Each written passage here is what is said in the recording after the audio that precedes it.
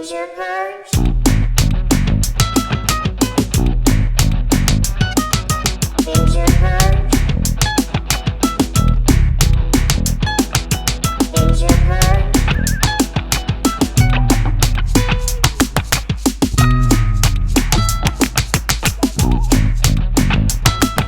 Hello and welcome to Binge or Purge streaming reviews. I am your host, Dimo.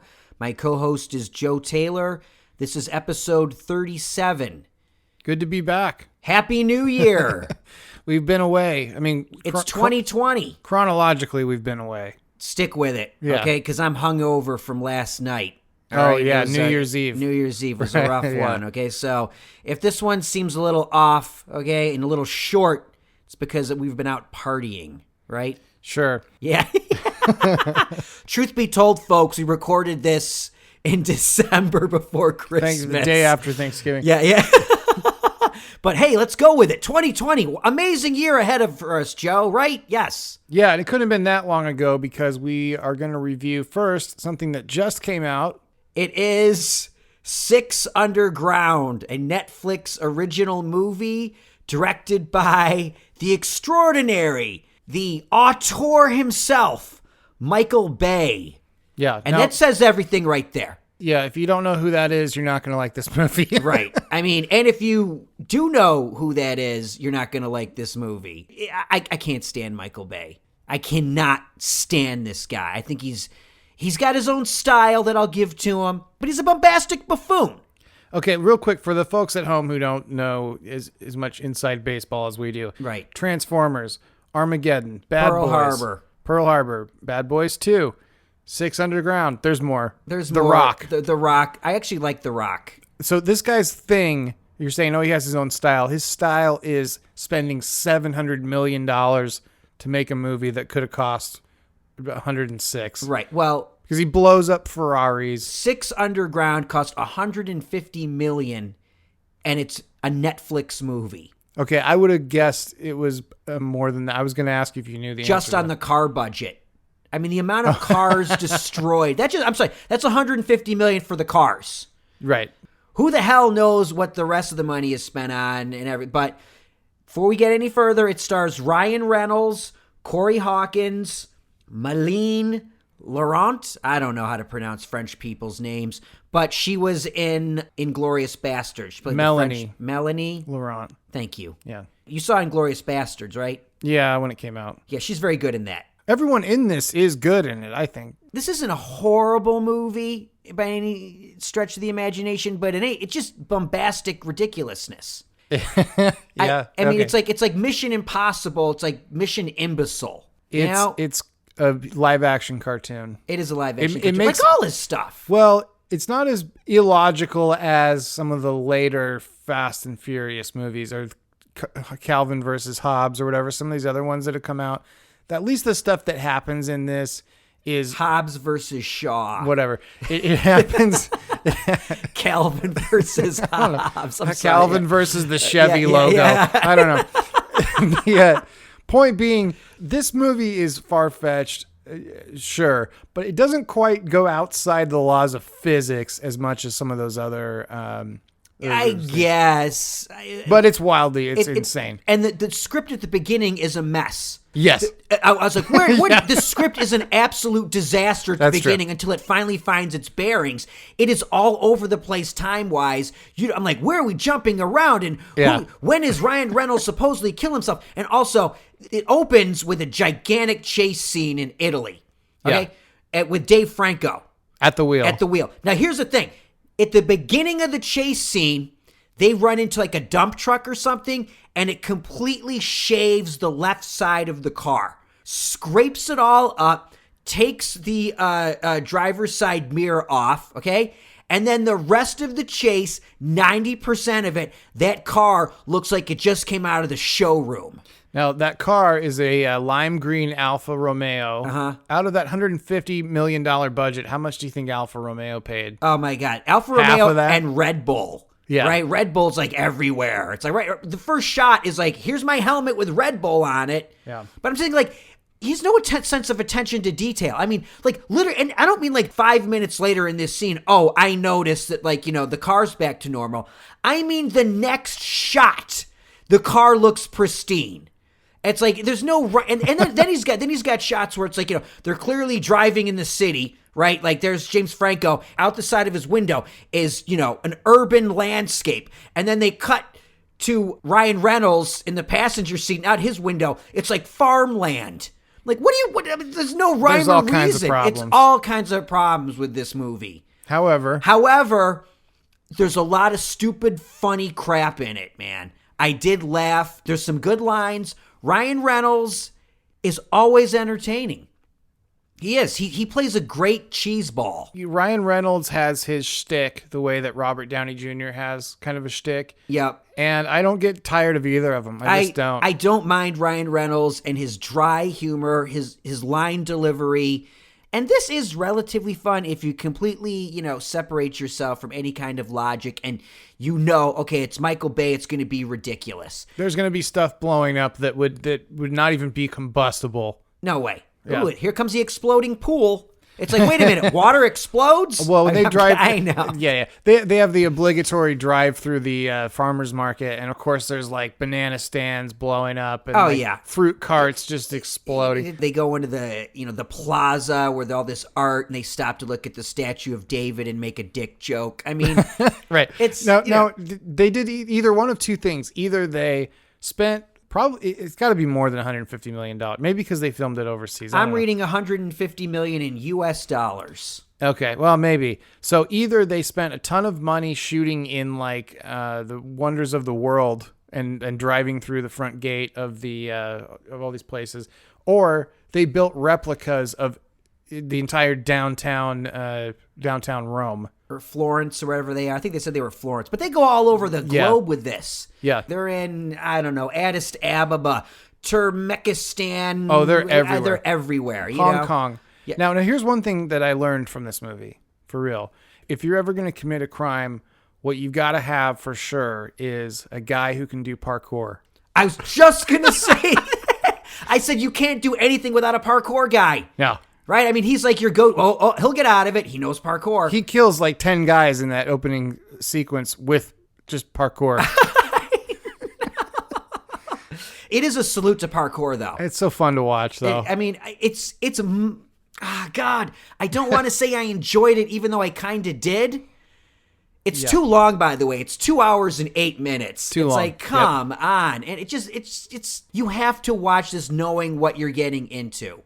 Yeah. Now, I go, would this work on the big screen? I guess it would. Why isn't Michael Bay making this for as a big screen release? Probably because, like, Bay's not going to get the money anymore. I don't know why he's making this a Netflix movie unless he didn't believe in the script. What is the economic model for Netflix where they spend this much money? I think probably more, especially when it comes to, like, P&A and stuff. But why do they spend that much money for 140 minutes of movie? I have no idea. You're not getting Netflix if you don't have Netflix just to see this.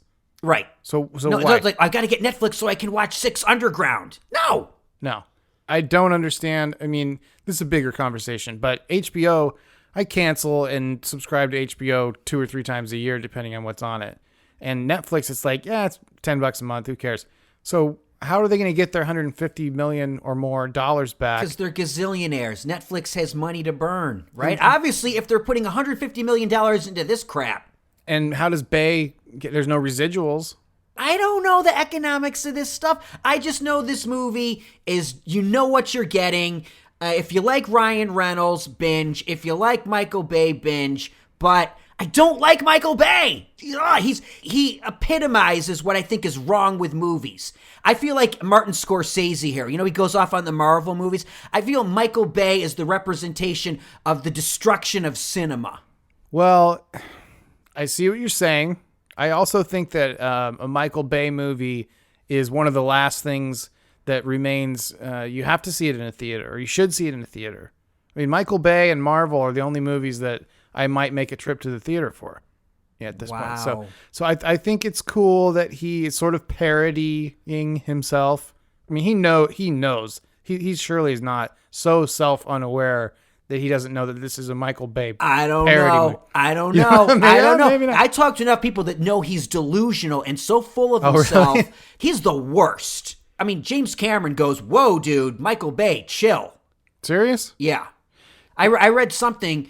They're talking about the history of industrial light and magic. And Steven Spielberg was quoted as saying, "I've never seen anybody treat like the special effects people, everyone working on their movie like Michael Bay does." Oh, well, that's not good. I No. don't like it. I like it if he's in on the joke and he's making this spectacular cinema popcorn movie to be Right. funny. Right. Because it is funny. It is funny. There's funny stuff in it, for sure. I definitely laughed at a bunch of things. Now, it's not a comedy. I'm like, oh man, you got to see it because it's so funny. There's enough little jokes where I'm like, all right, that's nice. It's also, a skin flick without, being, Oh. nude. Did we? But that's in your notes, right? Adria Arjona. Is that how you pronounce her name? Ay. Right. Very cute. Oh, my God. He knows how to cast I good thought it was looking Emily women. Ratajkowski, but she looks exactly like I Emily. think she's better looking. Well, we did this whole thing about slender brunettes on the last episode. True. So this is right up But it's my got alley. that Victoria's Secret lingerie fashion show sheen to it. Mm-hmm. All right, don't get creepy. Don't get creepy on me, man. Can I give you one last fun fact about Yeah. Michael Bay? So the first script I ever wrote was with my two roommates at the time, and Michael Bay played himself in the script. This didn't get made, surprisingly Really? enough. Yeah. Not yet, anyway. And his license plate was Get Babes, GETBAYBS. Get Babes. I got it. So, That's but great. just I too can't many imagine- characters. I can't imagine why it didn't sell. That was, it was... Anyway, it was no a good matter script. no matter who I run into, I remember I was at work one day and they had a guy coming in and he was going to do a little seminar on being a gaffer, excuse me. And he made a joke about how he wanted to electrocute Michael Bay, Oh. like out of nowhere. So this is like common knowledge. that he's a Common knowledge jerk-off. that he's such a jerk off. Yeah. Well, Epic jerk off. okay, that makes me like the movie a little less. But whatever. All right, here's what I'm going to say. I'm going to say Purge. Just because Wow. I have to stick to my guns here. My moral guns say Purge anything Michael Bay, even though I mildly enjoyed this. Okay. No, I'm going to defer to you. You're the one who brought it up. No, I want your input. We both watched this thing. I think it's a fun movie watch. It's a good movie. It's goofy. It's stupid. It is. It's It's fun. all those things. So Fun. you're I'd say saying binge. You say binge. It's a movie night movie. It's a date night movie. Oh, I would never take a date to see this. I Well- feel like she'd judge me forever being an idiot. Well, there's a lot of slow parts though, if you know what I mean. All right. I know what you mean. Okay, All moving right. on. Moving on. That's it for movies and shows this week because we've been busy, folks, and we haven't had a time to really, invest in watching anything new. However, doesn't mean we're ending the podcast right yet. No. Ugh. I wish. We are going to discuss, I don't say in depth, but we're gonna give a little once over the Golden Globes and the SAG Awards nominations. Now, the Golden Globes will be coming out this coming weekend, and the SAG Awards will be coming out on January 19th. And both of these are traditionally pretty predictive of the Oscars. They are. But I like it when the Oscars shake it up and don't follow the rules. Like, they're like, we're the Oscars. We're going to nominate what we want. However, so many, Oscar voters are influenced by these two awards. Because they're done watching screeners by the time January comes around. Yeah. Right. So, I mean, there's a lot of influence. Now, the Golden Globes are done by the Hollywood Foreign Press. There's no crossover. The SAG Awards, however, because it's the acting branch, you've got major crossover there Oh, right. With the voters. with the voters. Sure. Okay. Yes. Which So, you are one of. I am a SAG voter. Congrats. I'm only in SAG so I can get my screeners at the end of the year. Well, that's That's why. really it. Yeah, that's why I'm going to join this year. I'm eligible. I haven't joined, but that's the reason. And plus, I want to work like one day a month doing extra work just to get on set. Yeah, so. good luck with that. So we want to talk about SAG Awards first. Go ahead. What I want overall, though, I want to mention that between the Golden Globes, because this affects us, our show at least, between the Golden Globes and the SAG Awards, there is one in the TV category. There is one nomination that's on network television. Meaning cable, NBC, ABC, NBC, Fox, et cetera. ABC, CBS, Fox. They have one nomination, and it's Sterling K. Brown on This Is Us. Yeah, and he's already won it once. Yeah, but my point is everything else is cable and streaming, which is what we do on this show. Premium cable, define what you mean. Premium cable as in the stuff that we review. Yes. Like HBO, Showtime. It's premium and streaming. That's where all the stuff is, and that's what we review. Someone said to me, are you going to review any network shows? And I'm like, no. Why? Why? Why? 2.5 Men? Yeah, I watch... Binge. What else do you want? I watch The Rookie on ABC, which is absolute garbage. It's absolute crap. I watch it because guess what? I like the women on it. I'll freely admit it. I like there's a lot of good looking brunettes on the show. That does surprise me. That's why I watch it. Okay, it's terrible. But Nathan Fillion doesn't carry it. Nathan Fillion, and it's like, no, he doesn't carry. It's fine. It's on Sunday nights. I tape it. I watch it Monday morning, and I'm like, whatever. All right. But point is, there's a reason why we're not reviewing network shows. Because most of them are crap. And most of them are reality shows. Hardly anything's a scripted show anymore on these stations, Yeah. All the talent, and they know it, is in premium cable and streaming. That's why we're doing this show, because that's where the interesting stuff it is. These awards clearly illustrate that. Okay, so who stands out to you in the SAG Awards? And then I'll tell you the same thing for the Globes for me.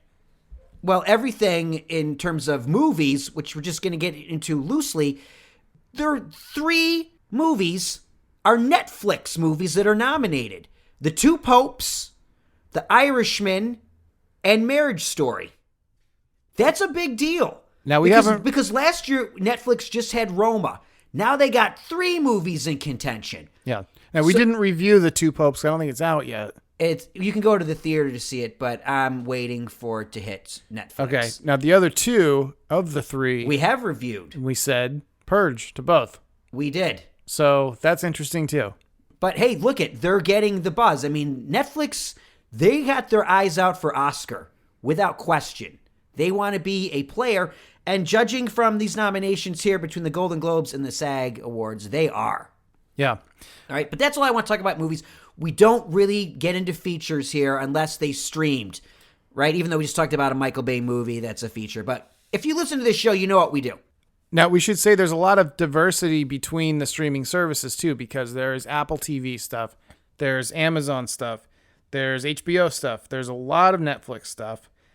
I don't think there's any Hulu stuff. The Handmaid's Tale. Oh, yeah, okay. Yep, which I love. That was a definite binge. Okay, so there's basically every streaming service is represented, almost like you said, almost no network stuff. When it comes to series, TV shows, Netflix, Hulu, HBO, Amazon are just mopping up, and like we've said all year, they should be. Yep.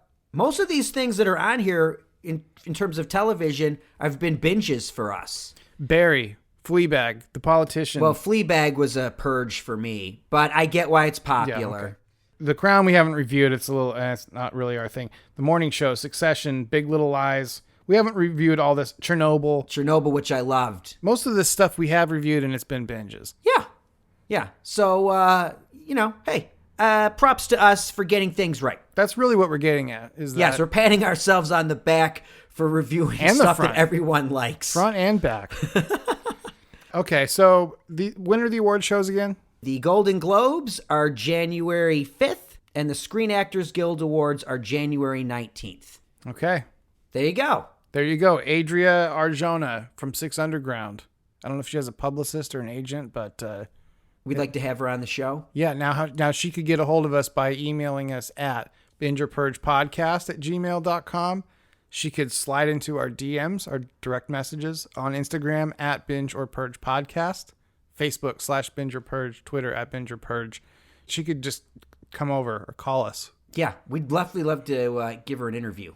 And by the way, this coming year, Happy New Year's, everybody, by the way. Yeah, I think we covered that, I think right? so. Yeah. So this year, what's our resolution? Our resolution is more interviews. And a little more technical wahoo. And I don't know what wahoo the fish is. taco place. Yeah. They just closed the one on Wilshire. It's BS. Yeah. Sorry.